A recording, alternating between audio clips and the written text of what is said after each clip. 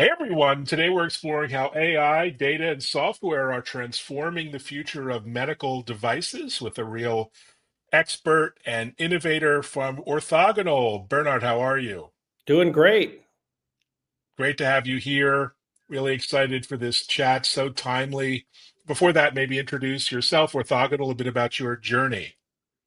Yeah, I have been in software for about 30 years. Used to work for Microsoft back in the day, started a couple of consulting companies, and slid into the medical device space by accident. We had a customer in insurance that moved into medical device and found it very interesting because unlike some other spaces, we were actually able to impact patient lives, right, and make things measurably better for people. The first one of the first projects we worked on uh, in an initial pilot out of 20 patients, three hospitalizations were prevented as a result of that. And when I found that out, it was like, this is awesome. So, been in this medical device software space for about 15 years with Orthogonal.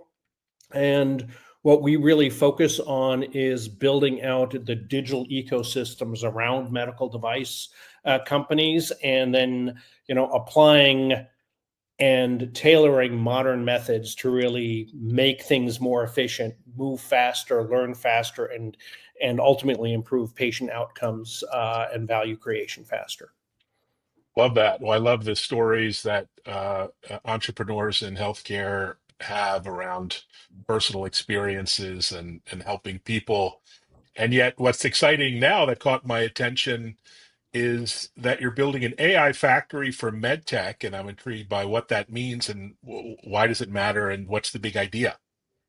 Yeah, so I think if we look at what's been happening outside of medtech and then how that's slowly moved into medtech, we live in a world where everything is connected. Sensors are cheap.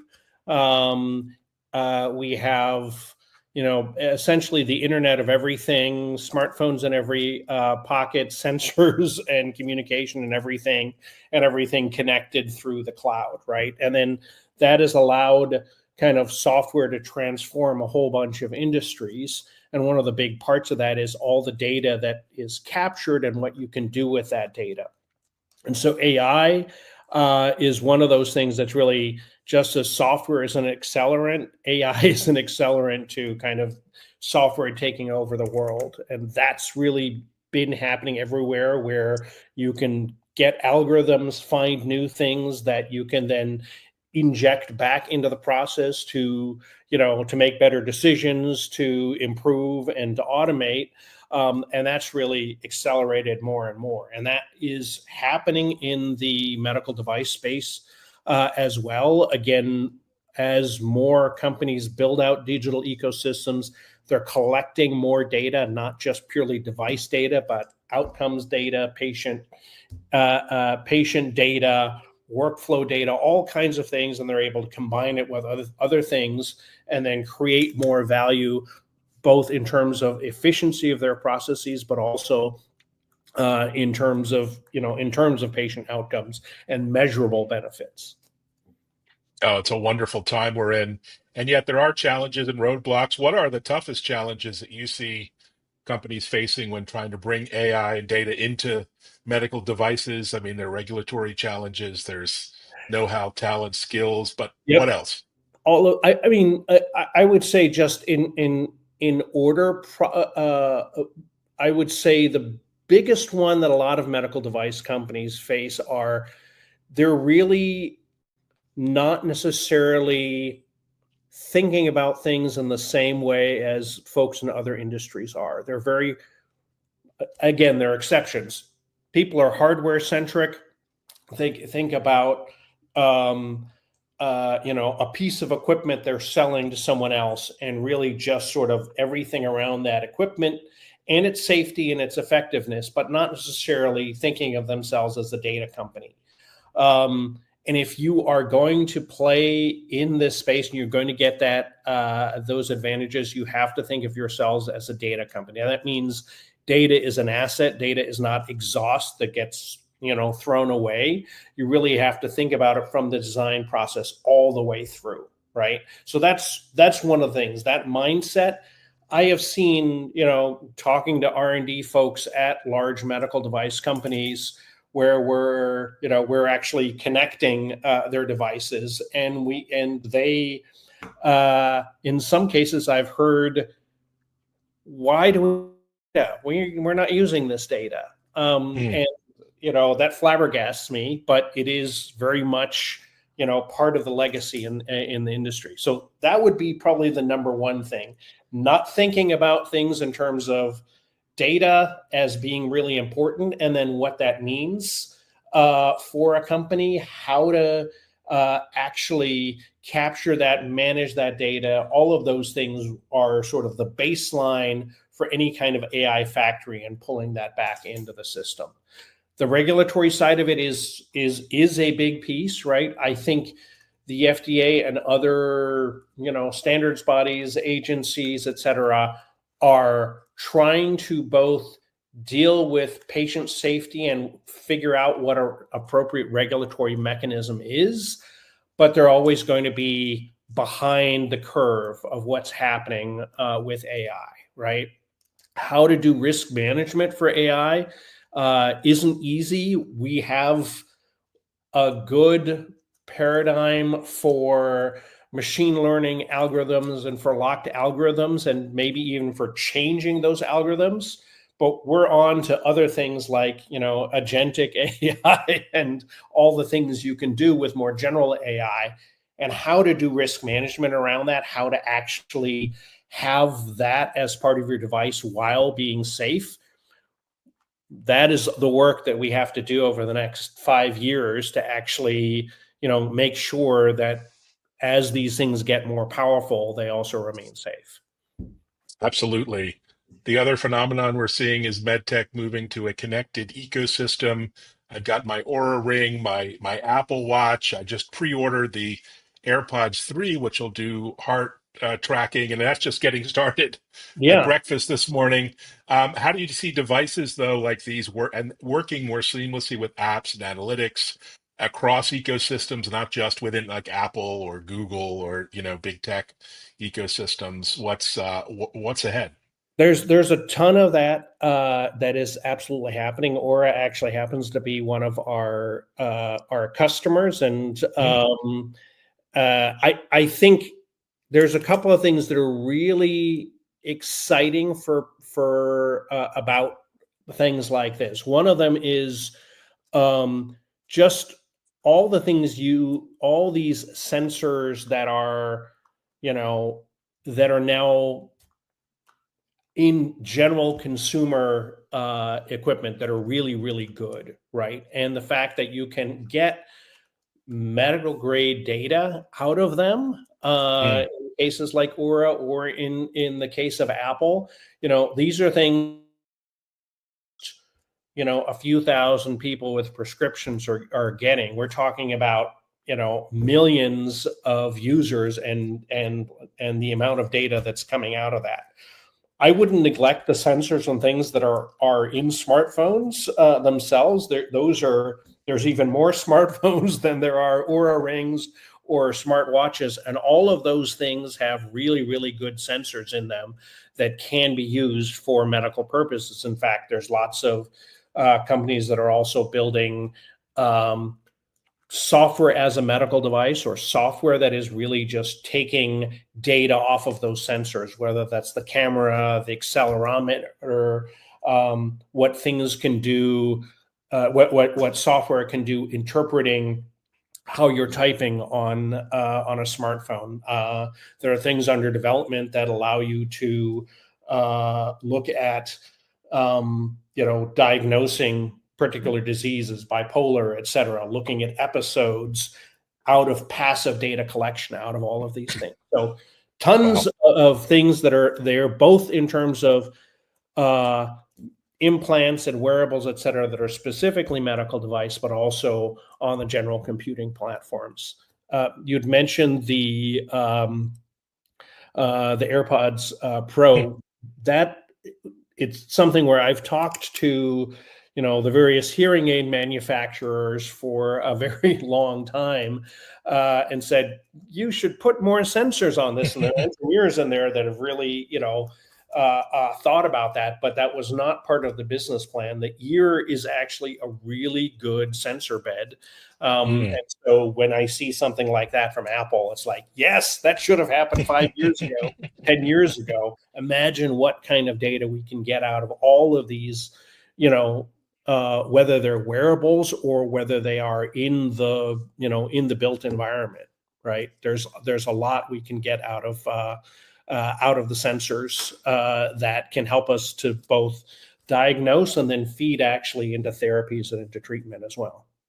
What a wonderful vision that is. And yet, with connected devices, there are real challenges, which you know a lot about. Traditionally, security is kind of an afterthought, or has been. I think people are waking up when it comes to mission critical devices, but it's still a challenge. And how do you balance, it's time to market, speed to market, delivering clients' expectations quickly with security and compliance and FDA certification all required to work together?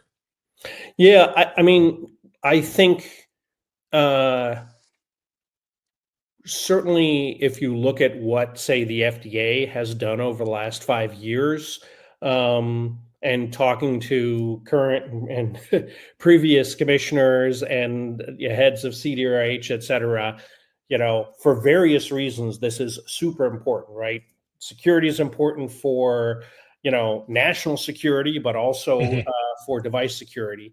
So the demands that the FDA has made on medical device manufacturers, anyone who is basically making medical claims for whether that's hardware, software, et cetera, that makes it a medical device.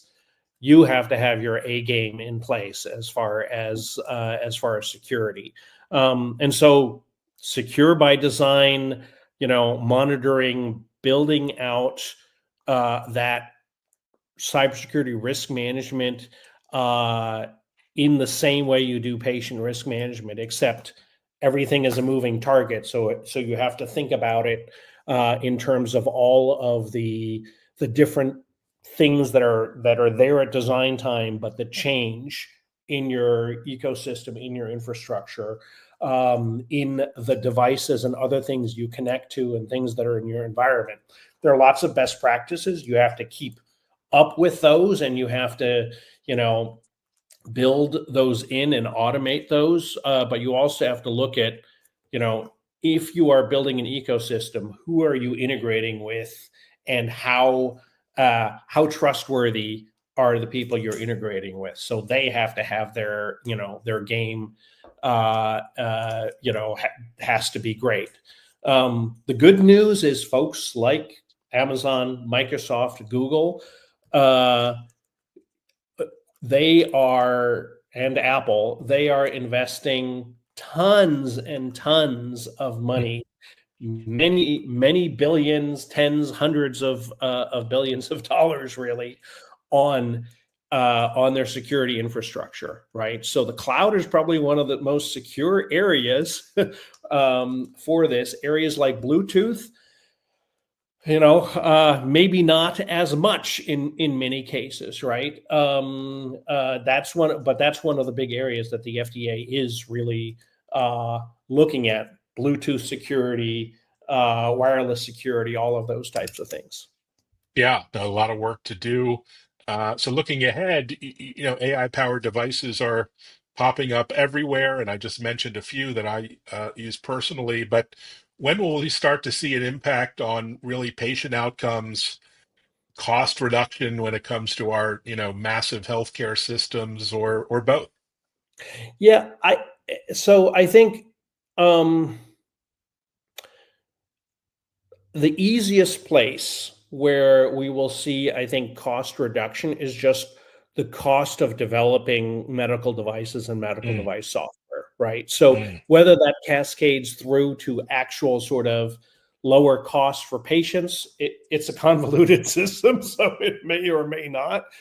We'll get to that part a little bit later. But really, what we're seeing just in the use of AI in the product mm. development life cycle in the SDLC, right? Whether that is coding tools, test automation tools, just sort of looking at all the potential, gaps and errors that cause you to do rework. We're seeing right now the use of AI for us has so far made us about 50% more efficient in what we Wow, do. that's Um, amazing. we're expecting that to double next year, to be 100% more efficient than we were, say, a year ago. And for our company, I've said, look, there's no reason why we can't be 4 times as efficient within the next 5 years, right? So I think that's really a lot of what is there. And honestly, I think there are things we're going to see with AI agents, with a whole bunch of other things that we still have to figure out how to use safely and what the value is that it could be even greater, right? So I'm very, very bullish about that part of it, right? I think the on the kind of getting more value through, the biggest challenge is really how we reimburse for things right Mm, now, especially in this country, right?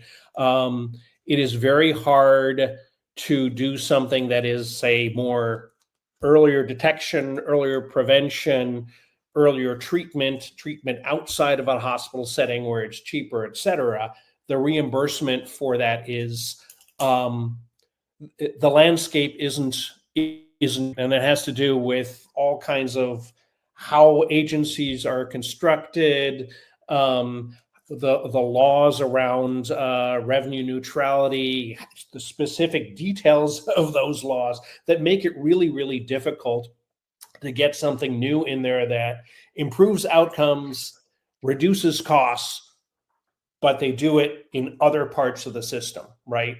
The revenue neutrality side of it really just forces you to say, doing this very specific thing, if it exists, doing it a little bit better and a little bit cheaper, that's good. But doing it in a different way that cuts out a whole bunch of other things, that is really difficult in our system. That's probably the biggest challenge to getting, improvements to patient outcomes happening, but faster as a result of this.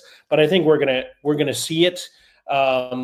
I think where there are good opportunities are around things like services around devices where things that are done that are complementary to what, say, a physician can do in their practice, and you say, okay, we will do these things outside and we'll leverage more technology, but physicians are going to get reimbursement for monitoring and other types of things.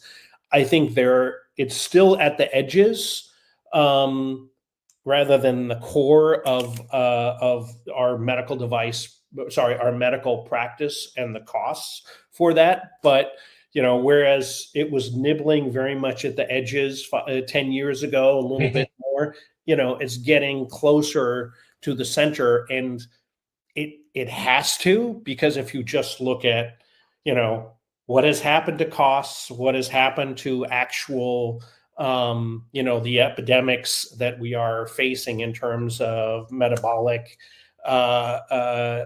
disease, diabetes, obesity, and all of the comorbidities that go with that.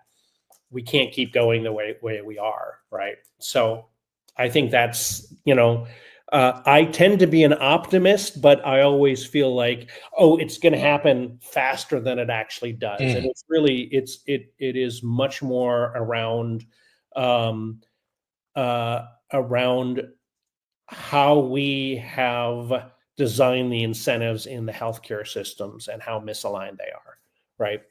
Yeah, and I think it's a journey. It's step by step, piece by piece.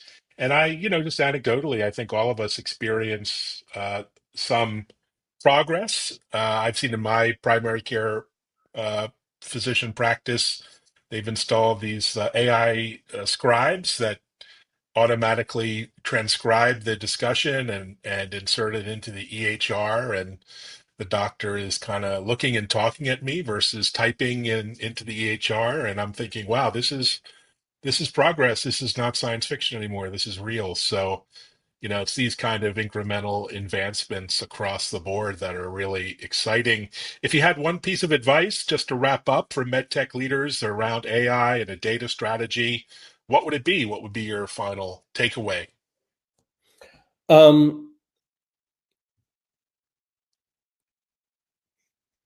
Data has to be core to your strategy, right? And Mm, so really, uh, if you don't have anyone in your organization who is really, let's call it, I wouldn't call it your CIO, who in mm. theory should be the right person, but if it's a CIO or a CTO or a chief data strategy officer, you need someone like that in your organization who's really thinking about that uh, as a core part of their system. That holds whether you are a startup or whether you are a large medical device company. All that thinking is probably the most important thinking that you can be doing over the next, 5, 10 years. You're here. Great advice. You have a busy fall season, lots of meetings and events and conferences. What are you looking forward to over the next few weeks, months? Let's see. We're going to be down in San Diego for the AdvaMed MedTech conference. That is Hmm. always one. San Diego's beautiful, and we have lots of friends and clients out there. That conference is great in terms of really all of the thinking around digital health that is going on there. Also, a lot of the work that I think AdvaMed does around lobbying for those things. I've never been a huge into things like lobbying, but I think advocacy for the industry and for patients that's happening there and it happens in DC as well through that organization is great. Um, uh, we are actually going to be hopefully later this fall releasing um, the Amy TIR 115 on uh, cloud computing for medical devices. We've Mm. collaborated with major medical device players, but also Amazon and Microsoft and Google and the FDA on that. I think that is going to be great in terms of the just thinking through the paradigm shift of how you regulate things that are not fully under your control. So I think that'll unlock a lot of things for people. That's going to happen later this fall, and we've got a number of customers with releases of pretty cool AI and connected device platforms over the course of the rest of this year. So it'll be busy for sure. Fantastic. Well, thanks so much for joining and sharing all the insights, and good luck. We are rooting for you and your customers. We all are patients here. So good luck onwards and upwards, and congratulations on all the success so far. Thank you very much, Evan, and looking forward to more of the wonderful things you're doing on the podcast and the lens you have on innovation. So Thanks so much. And thanks everyone for listening and watching. Be sure to check out our TV show, Tech Impact, now on Bloomberg and Fox Business. Thanks, Bernhard. Thanks, everyone.